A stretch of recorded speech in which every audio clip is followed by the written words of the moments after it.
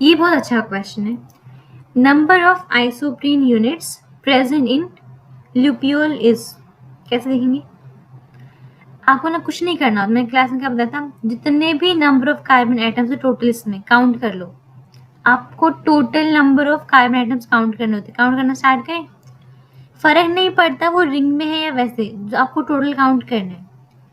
तो ये अपने पास हो गया 1 2 3 4 5 एंड 6 7 8 9 10 11 12 13 14 15 16 ऐसे करके मार्क करो, 17 18 और ये 19 20 21 22 23 24 25 26 27 28 29 एंड 30। एक चीज़ देखो, अगर आप काउंट करते टाइम अगर आपको लग रहा है कि वैल्यू 28 आ गई है या 29 आ गई, समझो आपने खुद कुछ ना काउंटिंग करने में गलती करी, क्योंकि ऐसे हो नहीं सकता। हमेशा कुछ ना कुछ 5 का मल्टीपल आने वाला होता है, 25 आ सकता है, क्योंकि क्या पता है हमें आइसोप्रीन जो यूनिट होती है वो कैसी होती है, ऐसे होते हैं 1 2 3 4 5 कार्बन। तो एक आइसोप्रीन यूनिट में 5 कार्बन होते हैं, तो हमेशा 5 का ही कोई ना कोई फैक्टर मिलने वाला है, 5 10 15 20 ये सब मिलेगा। तो किसी भी हाल में 28 29 नहीं मिल सकता है। अगर कुछ आपको कम लग रहा है, कम आई है फिर ज़्यादा, मान लो 31 आ गई, तो समझो 31 हो ही नहीं सकते, आपने कुछ या तो एक्स्ट्रा काउंट किया, कुछ भी हुआ होगा, आपकी कुछ सिली मिस्टेक हुई है काउंट करने में, कुछ ह्यूमन एरर कुछ भी रहा होगा, ऐसा हो नहीं सकता है। तो मेरे पास 30 आ गई, 30 को डिवाइड करो 5 से, कितनी 6 यूनिट्स, मार्क कर दो option C. The heterocyclic ring present in the amino acid histidine, क्या होता है इसमें? इमिडाजोल होता है। इंडोल किस में होता है? इंडोल होता है ट्रिप्टोफैन में। आगे देखते हैं, रिएक्शन ऑफ डाइपेप्टाइड जो कि आपको गिवन है, with hydrogen in the presence of 10% palladium over carbon produces a mixture of, क्या करें इसमें? हाइड्रोजन पैलेडियम ओवर कार्बन, ये है। क्या होगा यहाँ पर? हाइड्रोजनोलिसिस, बेंजाइलिक कार्बन है, इसके साथ ऑक्सीजन लगा हुआ है, ये वाला बॉन्ड ब्रेक करेगा, एक एच यहाँ पर आएगा, एक एच यहाँ पे आएगा, क्या बन जाएगा? ये फिनाइल के ऊपर CH3 बनेगा ना, ये क्या होता है? टोलुइन। तो टोलुइन बन सकता है, बेंजाइल अल्कोहल नहीं बनेगा, इसको भी हटा दो। यहाँ पे COH बनेगा, यहाँ से CO2 निकल जाएगी, कार्बन डाइऑक्साइड यहाँ पर भी, यहाँ पर भी। इसके बाद देखो, क्या ये CH2PH यानी कि फिनाइल एल्यूमिन, तो फिनाइल एल्यूमिन होगा, फिर क्या है बस ल्यूसीन है, मार्क करो directly option B. The constituent amino acids present in the following dipeptide respectively are, आपको स्ट्रक्चर पता होगा तभी ये क्वेश्चन कर पाओगे, अदरवाइज तो नहीं हो सकता। तो देखते हैं, क्या अपने पास देखो, ये COH होगा, जाके इसने ये बॉन्ड बनाया है, पेप्टाइड बॉन्ड बनाया है, COH ये NH2 है, CH2COH कौन सी एसिड है अपने पास? ये एस्पर्टिक एसिड, एस्पर्टिक ये नहीं हो सकती, ये नहीं हो सकती। इसके बाद क्या है अपने पास? ये लाइसिन है ना, लाइसिन तो है, लेकिन पॉइंट ये है कि स्टीरियोकेमिस्ट्री कौन सी है, मतलब RH निकालना पड़ेगा ना, निकालते हैं इसके, अब इसका निकालते हैं, यहाँ पे H दिखा देते हैं ऐसे करके। इसको मिलेगी फर्स्ट प्रायोरिटी, इसको मिलेगी सेकंड, इसको मिलेगी थर्ड।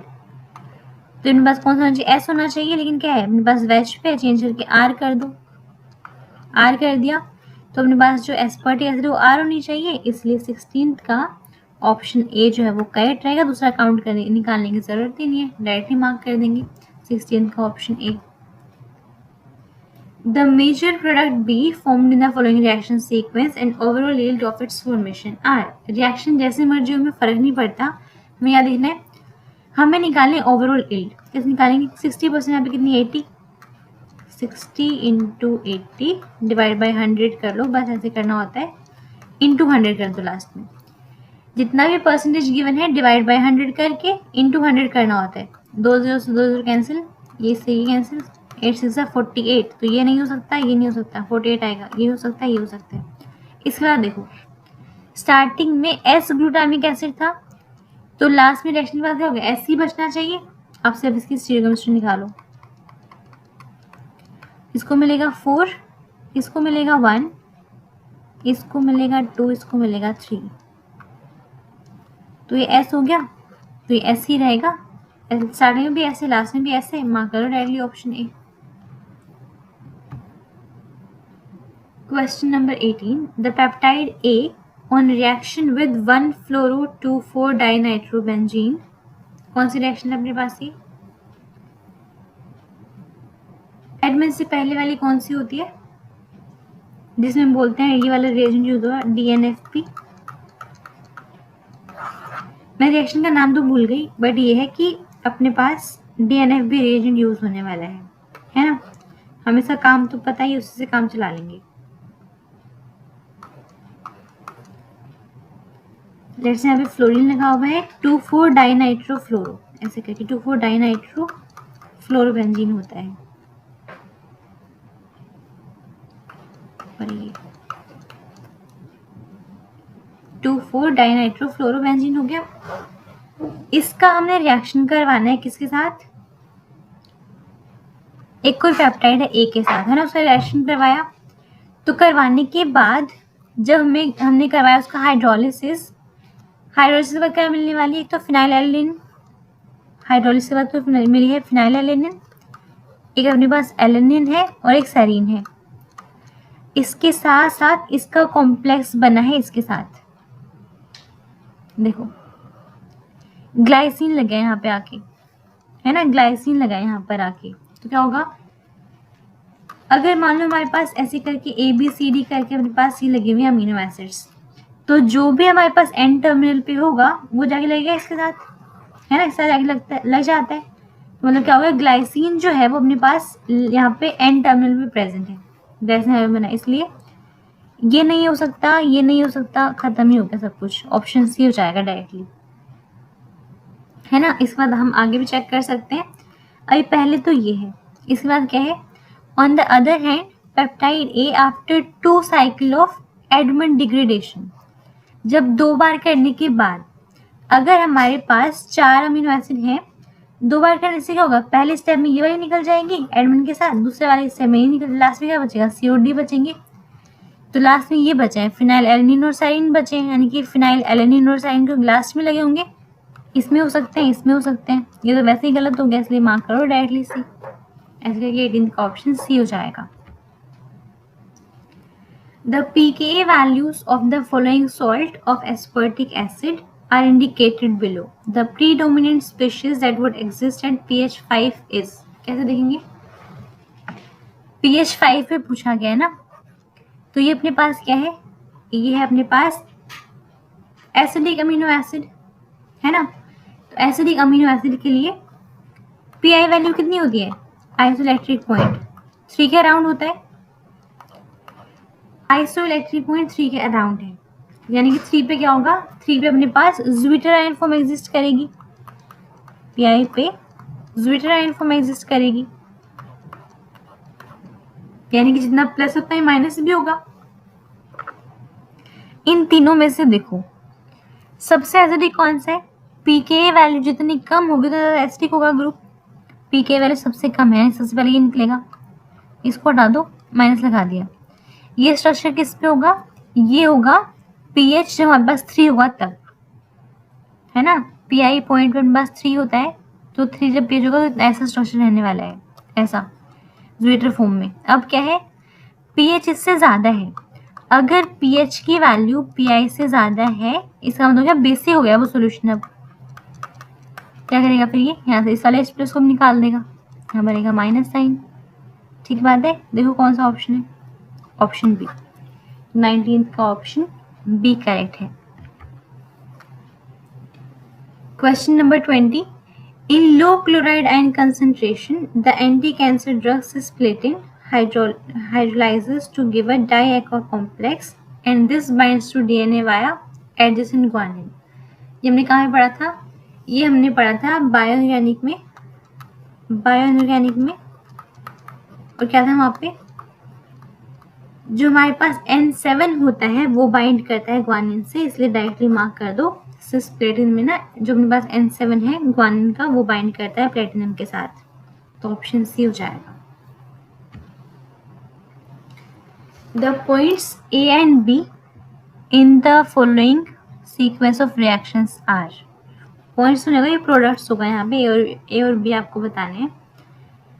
तो फर्स्ट स्टेप में MeOH यानी कि मिथनॉल इन एसिडिक मीडियम डाला। ये क्या अपने पास, ये है ग्लूकोज। हमने ऐसे देखा, क्या करेंगे, आपको ना स्ट्रक्चर को कन्वर्ट करने की नीड नहीं है, ऑप्शंस चेक कर लो, सब में एक ही सब कुछ दे रखा है, सेम चीज़ है, डिफरेंस सिर्फ यहाँ पर है कि एक्सियल पे आएगा या फिर इक्वेटोरियल पे आएगा। इसमें कौन सा लगेगा, एनोमेरिक इफेक्ट, और ये क्या बनेगा अपने पास, एक्सियल बनेगा। तो हमने एनोमेरिक इफेक्ट लगा के एक्सियल बना दिया, और एक्सियल सिर्फ एक ही में है, यहाँ पर, सिर्फ यहाँ पर, इनमें नहीं है। इस बार क्या करेंगे, इसको ध्यान से देखो, पीएच लगा हुआ है, कार्बन पीएच लगा हुआ है, 2 OMe लगे हुए हैं, है ना। इसमें क्या है, एसिडिक मीडियम, मान लो इसको प्रोटोनेट करवाया, यहाँ से निकाल दिया मिथेनॉल को, इधर जैसे ही प्लस आएगा, यहाँ से हमने मिथेनॉल को निकाल दिया, यहाँ पे जैसे ही प्लस आएगा ऑक्सीजन अपने लोन पर दे देगा इसको, और लास्ट में क्या करेंगे, मिथेनॉल को निकाल देंगे यहाँ से, मिथाइल को निकाल देंगे यहाँ से, मिथाइल निकाल के ये बन गया ये बेंजल्डिहाइड इन एसिडिक मीडियम। क्या करेगा, 1,3 डायोस को प्रोटेक्ट करेगा, देखो कर तो रखा है ये, 1 2 3 प्रोटेक्ट करेगा, कर दिया। इक्वेटोरियल पे आएगा पीएच, इसलिए ऑप्शन बी जो अपने पास वो करेक्ट आंसर है। ये इतने सिंपल क्वेश्चन है, अगर आपने कार्बोहाइड्रेट सिर्फ देख रखा ना वो ऊपर से, तो भी आप ऑप्शन को एलिमिनेट करके सॉल्व कर सकते हो। Question number 22, the amino acid constituents of artificial sweetener given below are. आपको बताने कौन से कॉन्स्टिट्यूएंट्स हैं। ये COH होगा पूरा ग्रुप, ये NH2 होगा, CH2COH क्या होता है, कौन सी एसिड होती है, अपने पास एस्पर्टिक एसिड है, तो ये नहीं हो सकता, ये नहीं हो सकता, एस्पर्टिक तो है। इस बार CH2PH phenyl, option C mark कर दो। आप देख रहे हो मैक्सिमम क्वेश्चन स्ट्रक्चर से हो रहे हैं सॉल्व, तो आपको स्ट्रक्चर पता होना चाहिए, मैंने आपको ट्रिक भी बताई है। अभी देखते हैं, among the following the correct statement about ribose is. पहले राइबोस का स्ट्रक्चर बनाओ, ये होता है राइबोस का स्ट्रक्चर, HH। फर्स्ट है अपने पास, on reduction with NaBH4 it gives optically inactive product. तो पहले करवाते हैं रिडक्शन, क्या बनेगा रिडक्शन से, रिडक्शन करवाए ना CH2OH बन जाएगा, इसमें प्लेन ऑफ सिमेट्री प्रेजेंट है, यानी कि ऑप्टिकली इनएक्टिव होगा, तो ये तो बिल्कुल सही है, मतलब ए तो ऑप्शन पक्का है, तो ए यहाँ पर भी है, यहाँ पे भी है, इनको हटा दो, हो गया एलिमिनेट। आगे देखते हैं, on reaction with methanolic HCl it gives a furanoside. वो भी हम करवा सकते हैं, 5 मेंबर में कन्वर्ट कर देंगे इसको, है ना, 5 मेंबर में कन्वर्ट हो जाएगा। हमने देखा ये राइबोस को कन्वर्ट करके, कहाँ पे देखा था, उसमें DNA वाले चैप्टर में, न्यूक्लिक एसिड में देखा था ना, फेरेनोसाइड बनाता ही है ये, तो ये भी ठीक है, वैसे भी ऑप्शन बी दोनों में है। अब बात करते हैं COD की, on reaction with BR2CaCO3 and water it gives optically inactive product. अगर मैं वापस बनाऊं यहाँ पे CHO, Br2 वाटर क्या करेगा, इसको COH में चेंज कर देगा। क्या इसमें प्लेन ऑफ सिमेट्री है, नहीं है, ठीक है, ऑप्टिकली एक्टिव है, यानी ये स्टेटमेंट तो गलत हो गई, तो CH को हटा दो, ये हट गया, ऑप्शन इसको मार्क कर दो, टॉलरेंस टेस्ट तो देता ही है ये। आगे देखते हैं, D mannose upon refluxing in acetone with copper sulphate and H2SO4 gives. मैंने आपको बोला था जब भी आपको रिएक्शन करवानी हो एसीटोन के साथ, क्या करता है, ये 1,2 डायोल को प्रोटेक्ट करता है, तो हम ग्लूकोज को चेंज करते हैं फ्यूरेन वाली उसमें, फ्यूरेनोसाइड में, ऐसे करके चेंज करते हैं ना, ऐसे आप मैनोस को भी करोगे। तो जब भी हमारे पास दे रखा होगा एसीटोन के साथ रिएक्शन, हम उसको फ्यूरेनोसाइड फॉर्म में चेंज करेंगे, उसके बाद ही रिएक्शन करवाएंगे। और इतना देख के हमें समझ में आया कि हम ना क्या करेंगे, इसको फिरेनोसाइड फॉर्म बनाएंगे। तो ये हमारे पास फिरेनोसाइड फॉर्म नहीं है, ये तो वैसे ही गलत होने वाला है, ये भी गलत होने वाले हैं, तो सिर्फ ये बचते हैं दोनों। एक बार करके देखते हैं। पहले हम बनाएंगे मैनोज का स्ट्रक्चर।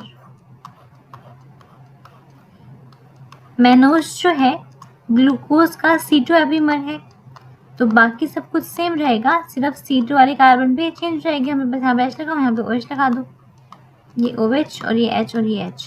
ठीक है, ये मेरे पास बन गया मैनोज, डी मैनोज। ठीक है, इसके बाद देखते हैं कैसे करेंगे। हम इसको कन्वर्ट करना है किसमें, फिरेनोज फॉर्म में। पहले बनाते हैं यहाँ पे CHO, ऐसे हमने बनाया। नेक्स्ट पे आओ, ऐसे करके हमने डॉक्टर याद किया था, राइट वाला डाउन आएगा, यानी कि राइट साइड पे क्या H है, तो H नीचे आएगा, OH ऊपर जाएगा। कार्बन नंबर 3 पे भी H नीचे जाएगा, OH ऊपर आएगा, ऐसे करके। नेक्स्ट पे OH लगा हुआ है, एक H लगा हुआ है। इसके नेक्स्ट पे एक OH है, एक H है, और उसके ऊपर क्या है, CH2OH, CH2OH। हमें बनानी है 5 मेंबर रिंग। इसको हम ओपन कराएंगे, इसका अटैक करवा देंगे। यहाँ पर क्या बनेगा, ये 5 मेंबर रिंग बनाओ, ऐसे करके। OH ऊपर की साइड है ना, OH ऊपर की साइड है, यहाँ पे भी OH ऊपर की साइड है। यहाँ पर नहीं पता ये OH कौन सा होगा, क्योंकि यहाँ पे फिगर देखो, यहाँ पे डायग्राम देखो, ये वाला स्ट्रक्चर देखो, सॉरी फिगर डायग्राम क्या होता है, स्ट्रक्चर देखो, ये वाला ऐसे करके है ना, OH हमने लगा दिया। और यहाँ पर अपने पास क्या है, ये वाली कार्बन यहाँ पे ऐड हो गई, ये बचा हुआ है कार्बन पे OH और ये, तो यहाँ दिखाते हैं। एक OH हमने दिखा दिया इस तरफ, इसको भी दिखा दिया इस तरफ, CH2OH को ऐसे दिखाया। अब जब हम करवाएंगे प्रोटेक्शन एसीटोन के साथ, क्या कर सकते हैं, ये करता है 1,2 डायल्स को प्रोटेक्ट, है ना, तो इन दोनों को तो करेगा ही करेगा, इनको भी कर देगा, ये भी 1,2 है और ये भी है ना। तो अभी ना ऑप्शंस देखो एक बार, इस वाले ऑप्शन में ना देखो, इन वाले को तो दोनों में करवा रखा है, यहाँ भी प्रोटेक्टेड है ये और यहाँ पे भी प्रोटेक्टेड है, इसमें तो बात ही नहीं, इन दोनों की बचती है। तो पॉइंट ये है, इन दोनों को प्रोटेक्ट करवाएं या फिर इन दोनों को करवाएं। यहाँ पे ध्यान से देखो, हमें ना इसकी श्योरिटी नहीं है, अगर ये अपसाइड पे है ऐसे करके तो ये प्रोटेक्शन पॉसिबल है, लेकिन हो सकता है ये डाउन साइड पे भी हो, अब ये पॉसिबल नहीं है, तो ना हम इस वाली पोजीशन के लिए श्योर नहीं हो सकते, इसलिए हम ये वाला ऑप्शन मार्क नहीं करेंगे। लेकिन ये वाला पक्का है कि दोनों वे सेम साइड पर है, तो पक्का प्रोटेक्ट होंगे, इसलिए ऑप्शन सी जो अपने पास वो करेक्ट आंसर है।